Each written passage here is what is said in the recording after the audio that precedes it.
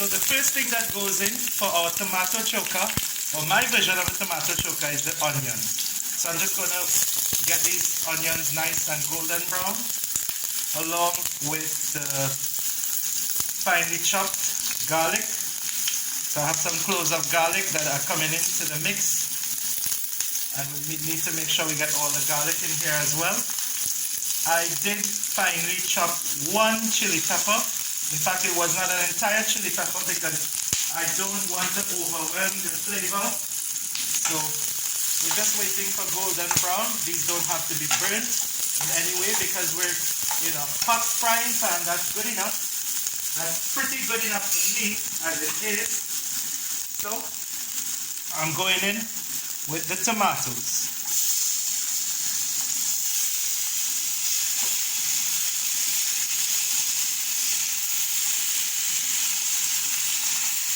Very simple, nothing elaborate in this dish. Garlic, onion, bell pepper, and tomatoes. Absolutely nothing glamorous, just simple basic ingredients. Make sure there is no burning. Luckily, the heat will extract a lot of liquid from the tomatoes. So we're going to try to cover this. And we're going to take away the heat so that it goes to medium heat. And we're going to add the salt at this point. The reason for adding the salt now is that it will help the process of caramelizing the onions. And the salt is also responsible through osmosis of bringing the water out of the tomatoes. So we've added enough salt. And I have a couple star shocking ingredients to the mix that does not make this in any way a traditional tomato choka. We have here a classic generic Madras Curry mix, and you could get this in any West Indian shop in the diaspora, or you could get this in Guyana, Trinidad, Jamaica, throughout the Caribbean. So this will have a high concentration of Madras Curry mix. And into the mixture, the real shock of the heat is Jamaican jerk, which will contain pimento seeds, as well as other spices like black pepper, escallion. So we put a bare amount of jerk seasoning in there for a heat or a kick, making it a classic fusion dish, which is not by any means your typical tomato choka.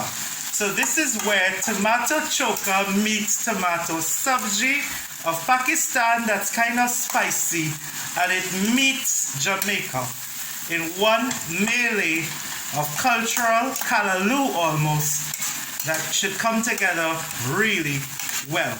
You cover this and you allow it to do its work in heat. So we're just going to add a cover to it and do nothing afterwards.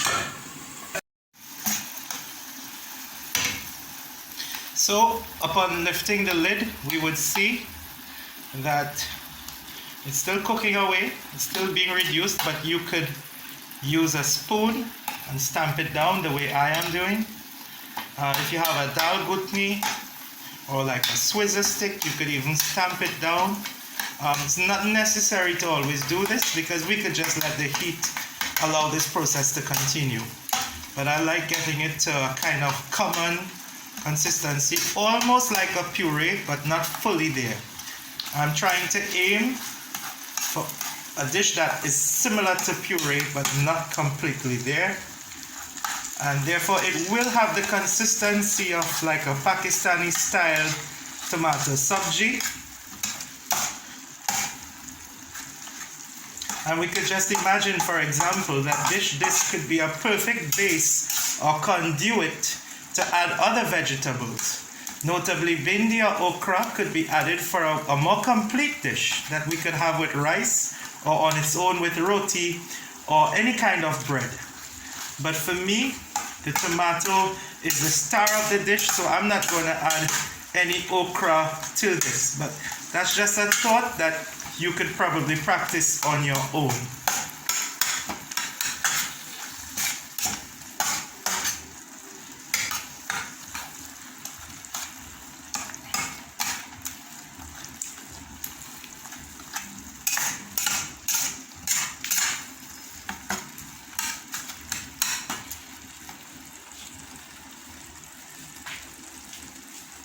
So we cover the lid and we put it to simmer, and in about 2 or 3 minutes it should be ready.